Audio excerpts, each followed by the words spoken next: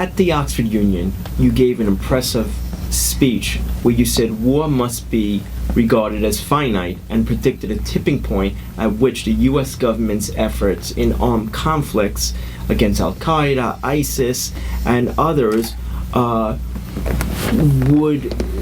your tradition that should be moved over to traditional law enforcement.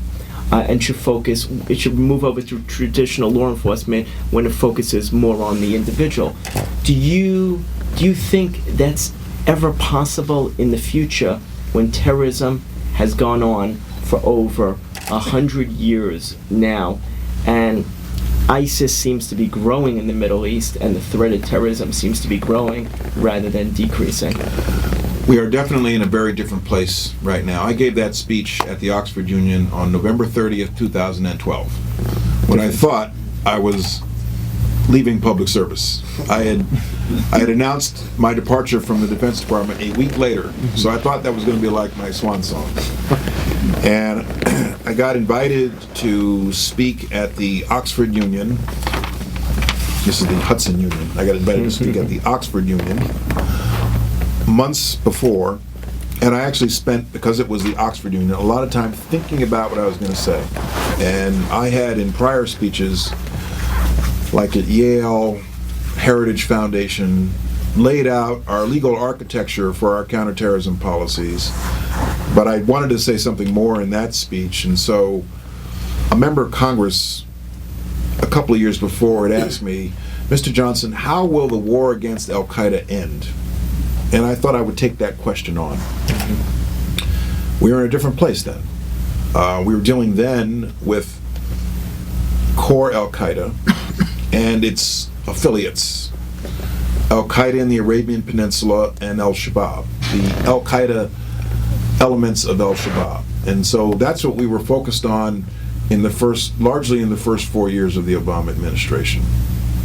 AQAP, very active in efforts to attack our homeland, and core Al-Qaeda is responsible for 9/11. At that point, and at this point, we have done a lot to demolish core Al-Qaeda, which is based in AFPAC, Afghanistan and Pakistan. We've done a lot to demolish core Al-Qaeda. Bin Laden is dead, KSM is captured, a lot of their leaders, and we've made significant efforts with AQAP. A lot of members of AQAP are now dead. We now have ISIL, but the point I want to make is that I thought it was an appropriate point there to talk about how will the end of an armed conflict against a terrorist organization look like. And so the last part of the speech, the last 5 minutes of the speech, was devoted to what you just said. That got a lot of attention because many people welcomed hearing an administration official say that war should not be perpetual. It should have an end. And what I was really talking about in more precise terms was, at some point, we must come to recognize that the armed conflict that Congress authorized in 2001 against Al-Qaeda must be considered to come to an end and move to a different level. We now have ISIL, of course, and we have other groups out there now, and some in open competition with each other. And we have, in my judgment, moved to a new phase in the global terrorist threat. And you can chart the differences. There's a phase 1 and a phase 2 since 9/11. Phase 1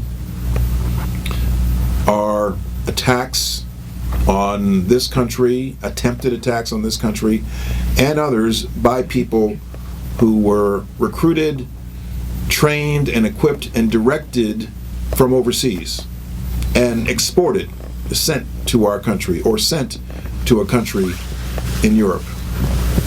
9/11, the most prominent example. Abdul Muttalib, the so-called underwear bomber, December 25, 2009. Richard Reed, the shoe bomber, 2010. All these people were exported, trained, equipped, directed overseas, and exported to come to our country and do something bad. Now we see a new pattern, a new phase, where instead of it being a terrorist-directed attack, it's a terrorist-inspired attack. Very often by homegrown attackers. And those are people inspired by what they see on the internet. So it's no longer just people who have been personally directed, go to the United States and commit this terrorist act. It's people who just simply see something on social media or the internet and are inspired by the ideology, the slick appeal, the movies, to go do something bad. Or the public calls to go do something bad. Inspire Magazine, which is an AQAP product, is now openly, publicly giving out their instruction manual for how to build a bomb. So that represents a new phase. It is more complex.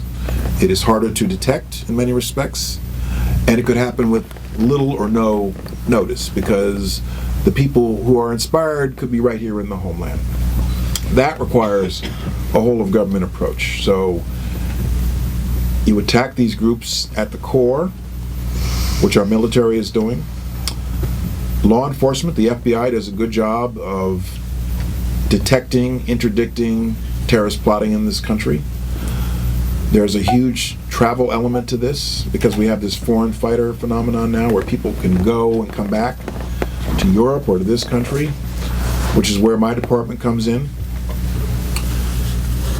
We've had to ramp up our federal protective service around federal buildings.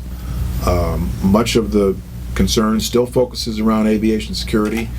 But in addition to all of that, as I mentioned earlier, part of what my department has taken on and what I've personally taken on are what we refer to as CVE engagements, countering violent extremism here at home, where I personally meet with Muslim leaders around the country in communities, and I've been to Boston, Columbus, Ohio, Chicago, New York, Brooklyn, Houston, Los Angeles, Minneapolis, Northern Virginia, Maryland. I've met with Muslim Student Association leaders nationally to talk to them about issues they have with us in our enforcement of airport profiling, immigration laws, but also ask for their help. If you see somebody who you think is turning in the wrong direction, or you know somebody who sees somebody that may be turning in the wrong direction, in response to ISIL's appeal, please help. And that is a public appeal. Basically, if you see something, say something. You know, it's more than a slogan. And I think that our efforts are making good headway. We do get some pushback. There's a lot of suspicion around our efforts. But I do believe people hear our message. Whenever I do these things, I'm there with the local law enforcement, the sheriff, the police, the U.S. attorney. And I think people are hearing our message, and communities themselves are becoming much more active in the CVE effort, which is a good thing.